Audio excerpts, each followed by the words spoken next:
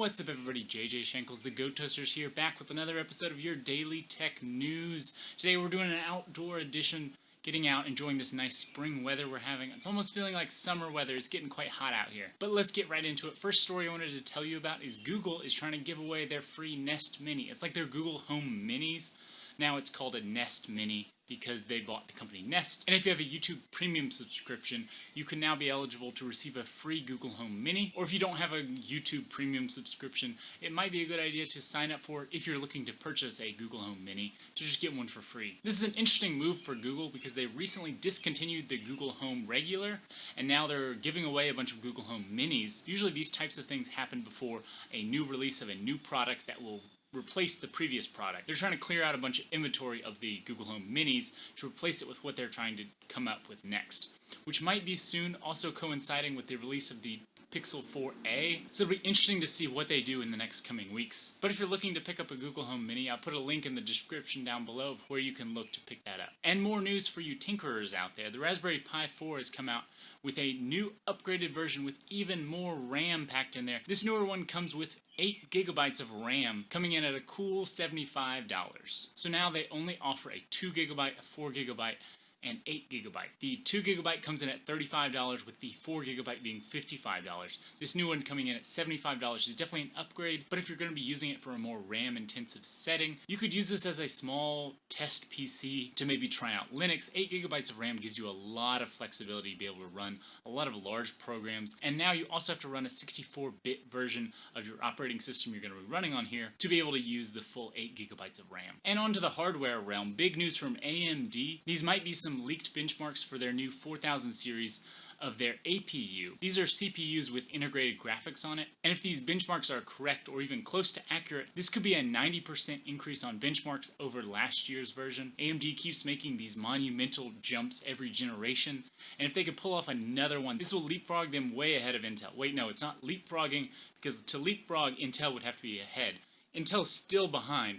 This would catapult them farther ahead of Intel, but this is just APU, so it'll be interesting to see what their flagship CPUs come out with in the future. Hopefully to be released towards the end of this year, if it doesn't get pressed back with how 2020 is going. And more AMD news. Their CEO, Lisa Su. Lisa came into AMD when they were on the brink of bankruptcy and really brought them back to now put them ahead of Intel and on the forefront of technology now. But the big story is she is now the highest paid CEO, and she's also the first woman ever to achieve this award of being the highest paid CEO. This is for last year at least, and there are some stipulations. This doesn't include some new CEOs. They got some signing bonuses, and last year alone she made $58 million, which are all these bonuses atop of her. Her base salary is only $1 million, which means she got $57 million in bonuses over this last year. And her CPUs are definitely worth it. Their stock has risen so much. She's really taken AMD to the next level, especially from where she got it at the beginning. So incredible to see, and her work is just amazing. And still in the hardware realm, we've got some VR news from you. HP's VR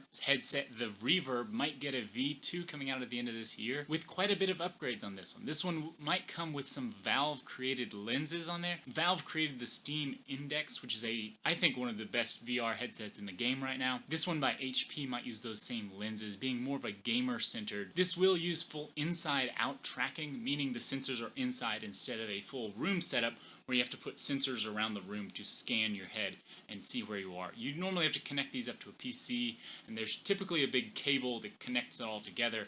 This one is a all-in-one headset you put on your head, and you're able to see the world around you. But previously, these haven't been as good, but they keep getting better, which it'll be exciting one day when these are as good as full room tracking VR. On to some video game news. EA has signed on to be the official creator of the Madden video games all the way through 2026. They've been doing this for a while now, and now the contract has been extended all the way to 2026. So unfortunately, Madden fans, you're stuck with EA, but that's just how it goes sometimes, and maybe at the end of 2026 you'll get a break, and maybe by then some other studio will take over. But through 2026, if this contract stands, it'll just be EA creating those. Big news in the world of mobile gaming. Fortnite has teamed up with OnePlus to create the first 90Hz Fortnite game outside of PC gaming. This is an experience you can't even get on Xbox or PlayStation. Those are both capped at 60 frames per second. But now on the new OnePlus 8 Pro, you're able to play Fortnite up to 90 frames per second. This is such an amazing feat to be able to play such a fast-paced